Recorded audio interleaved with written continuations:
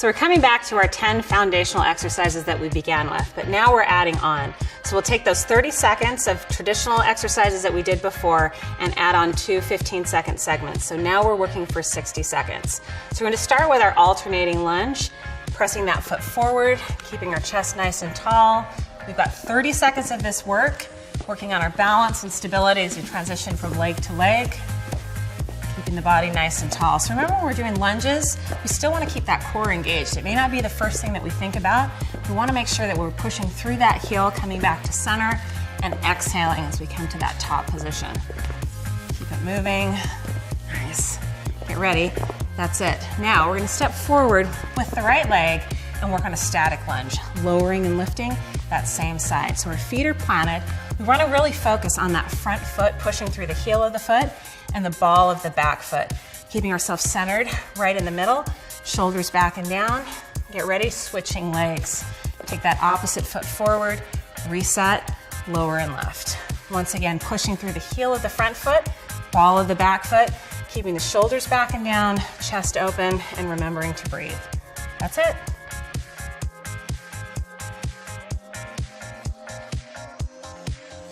So we're moving back to our alternating lunges. Go ahead and pick up the knee, reach and pull those arms from the ceiling, keeping that body nice and tall.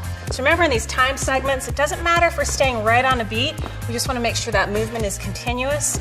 To get that heart rate up a little bit higher, we lift those knees a little bit higher and reach those arms up towards the ceiling. We got 30 seconds to work here before we transition to single leg. How are we feeling, guys? Great. Good. Okay, keep that energy up. Body nice and tall, keep breathing, working hard, reach and pull with those arms, and that's it. Now, we got a balance move. We're gonna pick the knee up, bring it towards the chest, and then reverse lunge and bring it back behind us. Bring it up, hold long enough that we get a chance to balance, bring it back and down. Just got 15 seconds of these.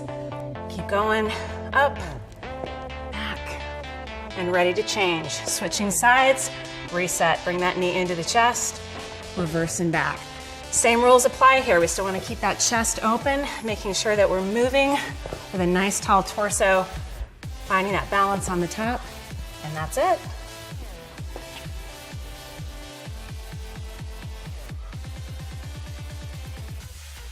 Okay, coming back to butt kickers. We're going to go ahead and reach and pull with those arms, draw the heels back towards those glutes, finding a tempo that's right for you. So this is one we want to work through. We know it now. So let's see if we can maybe get a little bit more depth in the movement. Sitting down lower into that squat, picking that heel up, allowing that heart rate to climb. That's our goal. We want to feel that heart rate come on up.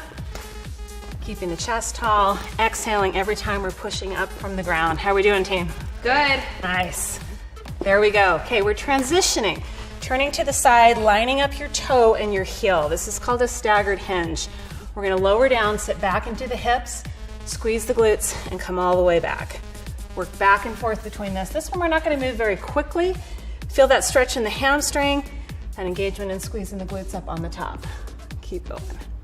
Last one, go ahead and transition over to the opposite side. Switch your legs, change your stance. Here we go. Drop your hips back. Exhale, drive forward. Hips back. Exhale, drive forward. Last one right there. Nice work.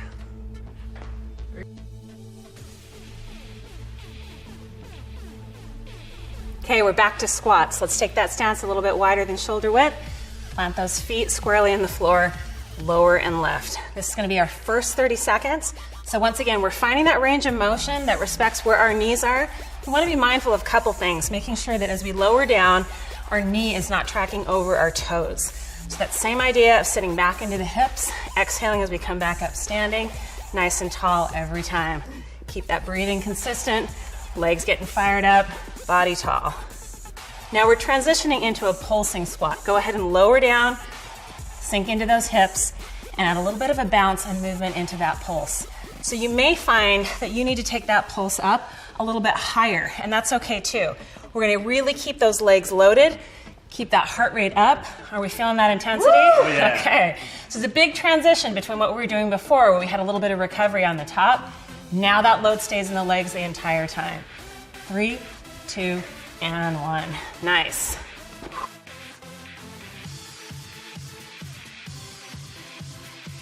So we're moving back to bird dog. So in this position, we're gonna go ahead and come back to that tabletop position, extend the right leg and the left arm, and then just move back and forth to that tabletop position and that extension.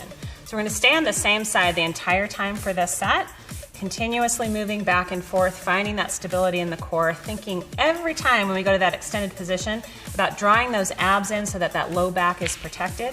We've got 30 seconds with this move before we add a little bit more intensity. So getting ready on this last one. And now we're gonna go ahead and come back to that extended position, arm and leg extended nice and tall, and then we're gonna draw the elbow and the knee towards each other, pulling the abs in and coming back. So now we've got a greater balance challenge. We have to hold that position the entire time, getting that breathing going with our movement as well. So there's that exhalation as we draw that elbow to knee. Are we feeling the challenge? Yeah. Nice. And that breathing as well, we got that exhalation coming in. That is your last rep, guys. Well done.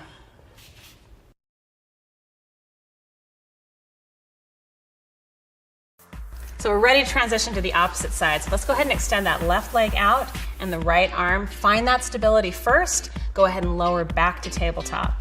So the same rules apply here, but it may feel a little bit differently. We usually have a side that we're a little more dominant on, and there might be a struggle to keep the hips level and keep that balance stabilized. So just be mindful of that. Part of what we're doing is learning and observing and seeing where we're stronger, where we're weaker, and where we can improve. Continuing that nice inhalation as we extend, mindful of that tight belly and core as we bring it back to center. So now we're ready to transition into the more intense movement. Let's come back to that extended position, find our stability, draw that elbow back towards the knee, carving out those abs and then extending back out to that long position. Moving back and forth, following your breath. Always let your balance kind of be the indicator of how fast you can be moving. If you find there's a lot of instability in that extension, wait for it, find that position again, and then move back and forth. That's your final rep. Nice job.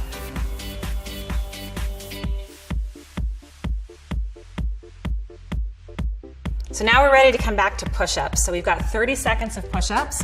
Remember how we set up that push-up position is by placing those shoulders back and down. Eyes are gonna look slightly forward over the fingertips. We've got 30 seconds of these push-ups. So if you find yourself struggling maybe 5-10 seconds into it and you can't have good form, we wanna bring those knees back down to the ground, continue with those push-ups. There's always a way to modify before we throw in the towel. 30 seconds, looking good, keeping the abs pulled in tight, and remember we wanna bring all of the muscles into play. Finishing up that last rep. Now we're gonna transition into plank. So come back to where we began our push-up, pull those shoulder blades back and down, and this is just what we call an isometric hold. So we're not moving in this plank, we're just keeping our body nice and stable. So we're checking in to make sure the top of our head, our back, and our hips are all in a straight line. Even though it's an isometric movement, it's very active. You should feel your quadriceps, your leg muscles engaged, your glutes engaged, abs are pulled in tight, shoulder blades back and down. Are we feeling it, friends? Yeah. Okay, there we go, last one.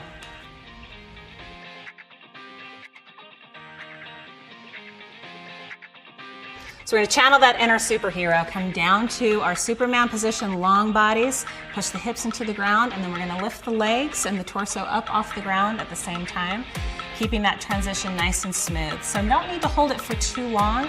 We wanna make sure that we feel length in the spine and not compression. So we wanna exhale as we lift up, and then carefully keeping that same speed as we lower back and down. So we don't wanna let gravity take over. We wanna make sure that this stays active through both parts of the movement, through the lifting and the lowering. Keeping the core engaged, keeping that breathing consistent. That's our last rep. We're gonna roll over onto our side and prepare for a side plank. This is a 15-second hold. Go ahead and lift those hips up, extend, and hold. Pulling the hips in nice and tight. Carson's giving us a little bit bent leg on the bottom, so we're gonna have more support there. And Bobby's got a full extension, so you wanna find a position that allows you to work that core. Go ahead and lower down, and we're gonna transition to the opposite side. Changing it over, resetting, stacking the hips. Nice tall alignment, stacking that elbow to hand, keeping those hips engaged and lifting them up towards the ceiling. And remember to breathe. Almost there. Hang on nice and tight, tight glutes. 3, 2, and 1. Nice.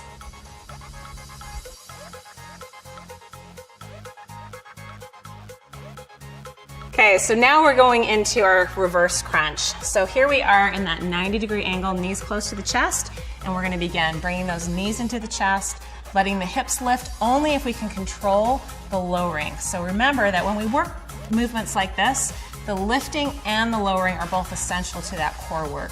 So we're exhaling as we're coming in, bracing those abs, controlling the lowering, bringing it back and down. We're gonna stay here for 30 seconds before we transition. Are we feeling the abs? Yeah. Nice, keeping that breathing consistent. Nice job, you guys, keep it up. Stopping at 90 degrees, perfect. Grab your hamstrings as you transition yourself back up to a seated position. That top seated position, we're gonna start here, draw the belly in, exhale, lower, halfway down, and then bring it all the way back and up on that exhalation. Lowering down, drawing the belly in, exhale, coming up nice and tall. Lowering down, drawing the belly in, exhale, bring it all the way back and up. Keep going. How's the core doing, guys? Great. Nice. Finishing with a really tall position. Breathing nice and steady. Exhale up, and there we go.